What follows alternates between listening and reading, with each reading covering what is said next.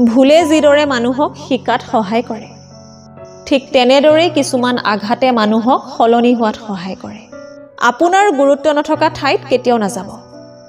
য'ত আপোনাৰ কথা কোৱাৰ কোনো মূল্যই নাই সেই ঠাইলৈ কেতিয়াও নাযাব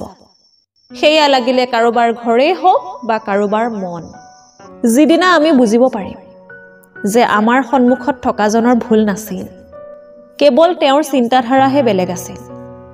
সেই দিনাৰ পৰাই আমাৰ সকলো দুখ আঁতৰি যাব দুখে আপোনাক শক্তিশালী বনায় দুখে আপোনাক সাহসী বনায় আৰু অভিজ্ঞতাই আপোনাক শিক্ষা দিয়ে জীৱনৰ কথা ভাবি কিয় কান্দিব লাগে যি লিখা আছে সেইটোৱে হ'ব এটা ৰাস্তা বন্ধ কৰাৰ আগতে ভগৱানে 10টা ৰাস্তা খুলি থয় শৰৎকালত গছৰ সকলো পাত সৰি যোৱাৰ পিছতো চৰায়ে সিহঁতৰ বাহটো এৰি নিদিয়ে কাৰণ সিহঁতি জানে যে এটা সময়ত আকৌ বৰষুণ আহিব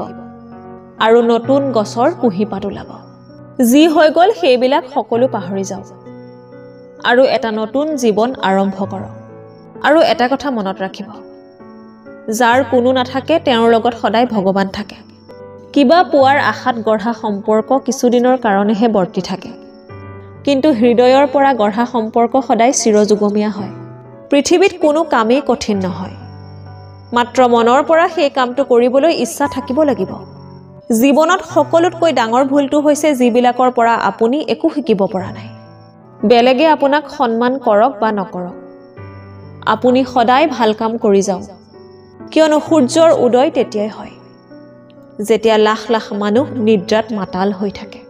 যিজন ব্যক্তিয়ে যিকোনো পৰিস্থিতিত নিজৰ মনটোক নিয়ন্ত্ৰণ কৰিব পাৰে তেওঁ জীৱনত যিকোনো কাম কৰিব পাৰে মিছা কথাত যিবিলাকে আপোনাক বাহ দিব মনত ৰাখিব সেইবিলাক মানুহে আপোনাক ধ্বংসৰ পথলৈ ঠেলি দিব কিবা এটা কাম কৰাৰ আগতে আমি তাৰ বেয়া দিশটোহে ভাবি লওঁ কিন্তু তাৰ ভাল দিশটোৰ বিষয়ে কেতিয়াও নাভাবো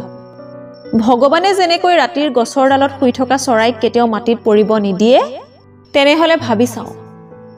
আপোনাক কেনেকৈ অকলশৰে আৰু অসহায়ভাৱে এৰি দিব পাৰে কোনোবাই কিবা এটা ভাল কাম কৰিলে মানুহে চুপচাপ থাকে কিন্তু যেতিয়া কোনোবাই কিবা এটা বেয়া কাম কৰিব তেতিয়া বুবাজনৰো মাত ওলাব আজিকালি আপোন বুলি কোনো নাথাকে আপোনাৰ লগত তেওঁ তেতিয়ালৈকেহে থাকিব যেতিয়ালৈকে তেওঁৰ নিজৰ স্বাৰ্থ জড়িত হৈ থাকিব সময় গুচি যাব কষ্টৰ অৱসান ঘটিব বিপদ পাৰ হ'ব সকলো ঠিক হৈ যাব থাকি যাব কেৱল আপোনাৰ ব্যৱহাৰ দুটা সময়ত মানুহে সদায় মনে মনে থাকে যেতিয়া তেওঁ কথা ক'বলৈ একো নাথাকে অথবা তেওঁৰ ক'বলৈ বহুত কথা আছে কিন্তু তেওঁ কাকো ক'ব নোৱাৰে মানুহ হেৰাই গ'লে বিচাৰি পোৱা যায় কিন্তু সলনি হৈ গ'লে তেওঁক আৰু আগৰ দৰে ঘূৰাই পোৱা নাযায় যদি কোনোবাই অকলশৰে থাকে তাৰ অৰ্থ এইটো নহয় যে তেওঁ কাকো ভাল নাপায়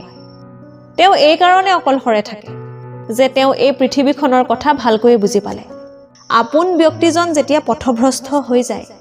আৰু ইচ্ছা থকাৰ সত্ত্বেও তেওঁক যেতিয়া সঠিক পথলৈ ঘূৰাই আনিব পৰা নাযায় তেতিয়া সকলোতকৈ বেছি বেয়া লাগে এই পৃথিৱীত সকলোৱে আপোনাৰ লগত বেইমানি কৰিলেও আপোনাৰ যোগ্যতা আৰু আপুনি কৰা পৰিশ্ৰমখিনিয়ে কেতিয়াও আপোনাৰ লগত বেইমানি নকৰে সদায় ভালপোৱা কামৰ ওপৰত পৰিশ্ৰম কৰি যাওক আৰু সেই পৰমেশ্বৰৰ ওপৰত বিশ্বাস ৰখাটোৱে হৈছে সফলতাৰ প্ৰধান সূত্ৰ